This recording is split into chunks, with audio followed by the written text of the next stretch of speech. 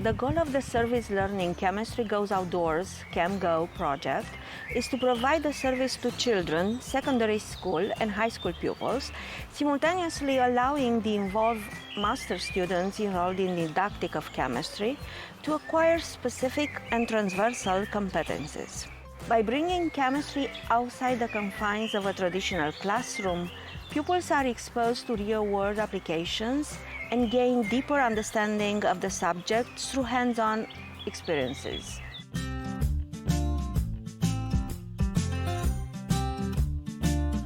When we, the students involved in the master program, have selected the experiments, we considered a few aspects.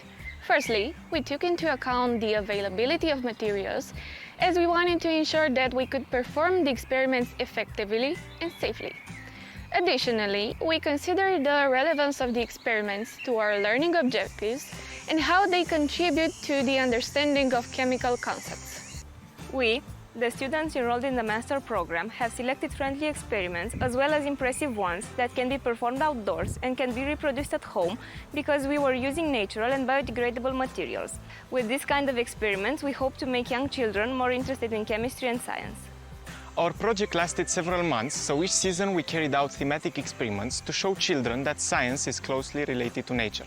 This way, we could show how we, chemists, produce snow indoors, and together we even built a chemistry and much more. As a student at Didactic Master in Chemistry, I can say the design of didactic materials is so important for this service learning project because firstly, our work and our ideas will live forever within all the bookmarks, logos, calendars we made and gave to all our little chemists, and I'm absolutely sure they will remember all the experiments that we made.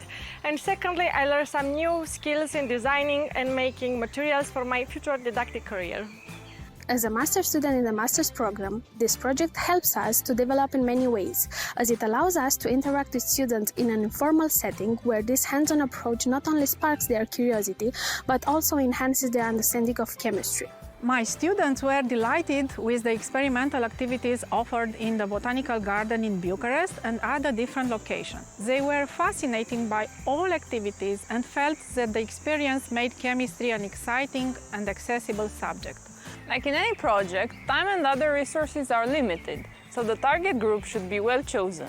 In our case, this meant identifying and involving pupils with fewer educational opportunities.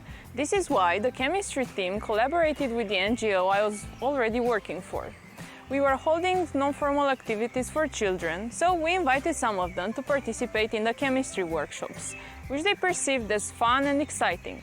The chemistry team also benefited from the experience of the NGO members, with whom they shared good practices in working with children. After reflecting on the activities we performed during the ChemGo project, we've been able to identify the possible improvements as well as to recognize the results and performance achieved in this project. We've seen a positive change in the attitude of the participating children as well as an improvement of their academic performance.